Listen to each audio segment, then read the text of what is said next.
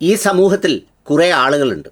ഒരു സാമൂഹ്യ വിരുദ്ധ നിയമവിരുദ്ധ പ്രശ്നത്തെ കൈകാര്യം ചെയ്യാൻ ശ്രമിക്കുമ്പോൾ അതിലേക്ക് അവരവരുടെ താല്പര്യങ്ങൾ പ്രകാരം ചില സാധനങ്ങൾ തള്ളിക്കയറ്റുന്നവർ. ഈ മതബോധവും സംഘടനാബോധവും ഒക്കെ ഭ്രാന്തായി മാറുമ്പോൾ പിന്നെ ഏത് കാര്യത്തിലും അവർ ഈ മഹാതിന്മയെക്കുറിച്ചല്ല ഓർക്കുന്നത്, ഈ അവസരം മറ്റു പലതിനും ഉണ്ടാക്കി തീർക്കാനാണ്. ദയവായി അങ്ങനെയുള്ളവരോട് നമ്മളെ ശല്യം ചെയ്യരുതെന്ന് വിനീതമായൊരു അഭ്യർത്ഥനയുണ്ട്. ഞാൻ പറഞ്ഞത് വേറൊന്നും കൊണ്ടല്ല. ഇപ്പോൾ കഴിഞ്ഞ ദിവസം ഈ അക്യൂപ്രസവവുമായി ബന്ധപ്പെട്ട് അസ്മ എന്ന് പറയുന്ന ഒരു സ്ത്രീ, ഒരു സഹോദരി 5ാമത്തെ പ്രസവത്തിൽ വീട്ടിൽ വെച്ച് മരണപ്പെട്ടു. വളരെ മൃഗീയമായ രീതിയിലാണ് അവരെ കൈകാര്യം ചെയ്തത് എന്നുള്ളതാണൊരു സത്യം. മൃഗീയമെന്ന് പോലും പറഞ്ഞുകൂടാ. കാരണം അങ്ങനെ ആവുമ്പോൾ ഈ മൃഗങ്ങൾ പ്രസവിക്കുന്ന സമയത്തൊക്കെ നമ്മൾ ഓടിപ്പോയി മൃഗഡോക്ടറെ വിളിച്ചുകൊണ്ട് വരാറുണ്ട്, അല്ലെ കമ്പൗണ്ടർ എന്ന് പറയുന്ന ഒരാളിനെ പോയി വിളിച്ചുകൊണ്ട് വരാറുണ്ട്. അങ്ങനെ പോലും അല്ലാതെ ഈ അക്യൂപ്രസവം എടുക്കുന്നതിൽ വിദഗ്ധനാണെന്നുള്ള രീതിയിൽ 5-6 മുട്ടുസൂചിയും തട്ടിക്കലുകളും കളിപ്പിക്കലുകളുമായി നടക്കുന്ന ഒരു സിദ്ധാന്തത്തിൻ്റെ അതിൻ്റെ ഒരാളായിട്ടാണ് ഈ സിറാജുദ്ദീൻ ലത്തീഫി എന്ന് പറയുന്ന ഇയാൾ വളരെ മോശമായി അതിനെ ഡീൽ ചെയ്തത്. എന്നെ അത്ഭുതപ്പെടുത്തുന്ന കാര്യം, ഗർഭിണിയായിരുന്നതിൻ്റെ അവസാന ദിവസങ്ങളിലൊന്നും വീട്ടുകാർക്ക് പോലും ഇവരെ കാണാൻ കിട്ടിയില്ലെന്നാണ് പറയുന്നത്. അവസാനം പായിൽ ചുരുട്ടിക്കെട്ടിയാണത്രേ കൊണ്ടുപോയത്.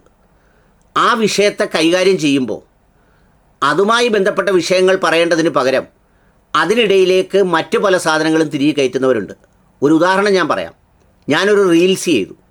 ആ റീൽസിൽ ഞാൻ പറഞ്ഞു, ഈ വൃദ്ധരായ മാതാപിതാക്കളും അപ്പൂപ്പനും അമ്മൂമ്മയും ഒക്കെ ജീവിച്ചിരിക്കുമ്പോൾ ചെറുമക്കളും മക്കളുമൊക്കെ കുറച്ച് ദിവസങ്ങൾ ജീവനോടെ ഉള്ളപ്പോൾ വീട്ടിൽ വന്നിരിക്കണം. മരിച്ചു കഴിഞ്ഞ് സഞ്ചയനം വരെയോ അല്ലെങ്കിൽ 3-ാം ഫാത്തിഹ വരെയോ ഒക്കെയുള്ള ദിവസങ്ങളിൽ എല്ലാവരും വന്ന് കൂടിയിരുന്ന് സങ്കടം പറയാറുണ്ട്. പക്ഷേ ജീവിച്ചിരിക്കുമ്പോൾ അങ്ങനെ അവരെ കാണാൻ വന്നാൽ എന്തൊരു സന്തോഷമായിരിക്കും അവർക്കെന്നുള്ളതാണ് ഞാൻ പറഞ്ഞത്. തലയിൽ ആളുതാമസമുള്ള എല്ലാവർക്കും അറിയാം, എൻ്റെ കണ്ടൻറ്റ് വാർദ്ധക്യത്തിൽ മാതാപിതാക്കളെ ഒറ്റപ്പെടുത്തരുത്, അല്ലെങ്കിൽ മുത്തശ്ശനെയും മുത്തശ്ശിയെയും ഒറ്റപ്പെടുത്തരുത് എന്നുള്ളതാണ്. അതിൻ്റെ അടിയിൽ വന്ന് ചില ആളുകൾ കമൻ്റ് ഇട്ടിരിക്കുന്നവരുണ്ട്. 3-ാം ഫാത്തിഹ അതെന്താ, അത് മതത്തിലുള്ളതാണോ, മതം അങ്ങനെ പറഞ്ഞിട്ടുണ്ടോ? മുസ്ലിങ്ങളാ, എന്താ അവിടെ ഉദ്ദേശിക്കുന്നത്? ഞാൻ ആ പറഞ്ഞ സന്ദേശത്തിൻ്റെ സംഗതിയല്ല എടുക്കുന്നത്. അങ്ങനെ ഒരു സാധനം ഉണ്ടോ എന്നുള്ളത് ഇപ്പം തിരുത്തിച്ച് അതിനൊരു പരിഹാരം ഉണ്ടാക്കണം. അതാണ് അവരുടെ ആവശ്യം. നമ്മളിലെ സാധാരണ പറയൂലേ, ഈ പൂന്തോട്ടത്തിൽ നിന്ന് സുഗന്ധം ആസ്വദിക്കാൻ കൊണ്ട് നിർത്തിയാൽ ചാണകം വാരി മണപ്പിക്കുന്നവരെ പോലെ. ചാണകം മോശമായതുകൊണ്ടല്ല, അവിടെ ആസ്വദിക്കേണ്ടത് പൂക്കളുടെ സുഗന്ധവും മണവുമാണ്, ചാണകമല്ല. ചാണകത്തിന് ഒരുപാട് മൂല്യങ്ങളുണ്ട്, അത് വേറെ സമയത്ത് ആസ്വദിക്കാം. ഇവിടെ അങ്ങനെയല്ല. ആ സന്ദർഭത്തിലും ഇതാണ് വേണ്ടത്. ഞാനിത് പറയാൻ കാരണം, ഈ സിറാജുദ്ദീൻ ലത്തീഫിയുടെ കാര്യം പറഞ്ഞപ്പോൾ എല്ലാവരും പറഞ്ഞു അയാൾ യൂട്യൂബിലൂടെ അന്ധവിശ്വാസം വിൽക്കുന്ന ആളാണ്, അങ്ങനെയാണ് ഇങ്ങനെയാണെന്നൊക്കെ പലരും പറഞ്ഞു. അപ്പോഴേക്ക് നമ്മുടെ CM മടവൂരിൻ്റെ കുറേ വീഡിയോസ് ഇങ്ങനെ അയച്ചു തരികയാണ്. CM മടവൂരാണോ ഇത് ചെയ്തത്?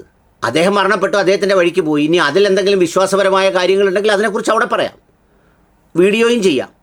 പറഞ്ഞിട്ടുള്ള ആളുമാണ് ഞാൻ. പക്ഷേ ഈ വിഷയം പറയുമ്പോൾ ഇതിലൊതുങ്ങി നിൽക്കണ്ടേ? അപ്പോഴത്തേക്ക് ഇതുപയോഗിച്ച് സുന്നിയെ ഉണ്ടാക്കാൻ, സുന്നി മാത്രമൊന്നുമല്ല ഇതിൽ കുടുങ്ങിക്കിടക്കുന്നത്. ഈ അക്യൂ പ്രസവം അല്ലെങ്കിൽ അക്യൂ പങ്ക്ചർ എന്ന പേരിൽ വെറും ഒറ്റ നീഡിൽ കൊണ്ടോ മറ്റോ 3 മാസം കൊണ്ട് വിദ്യാഭ്യാസ യോഗ്യത ഒരു ബന്ധവുമില്ലാതെ പഠിച്ചിറങ്ങി എല്ലാവരുടെയും മുതുകിൽ കുത്താൻ നടക്കുന്ന ഈ സാമൂഹ്യ ദ്രോഹത്തിൻ്റെ വശം ചർച്ച ചെയ്യുമ്പോൾ അതിലേക്ക് മറ്റൊരു സാധനം കൊണ്ടുവരിക. എന്താ?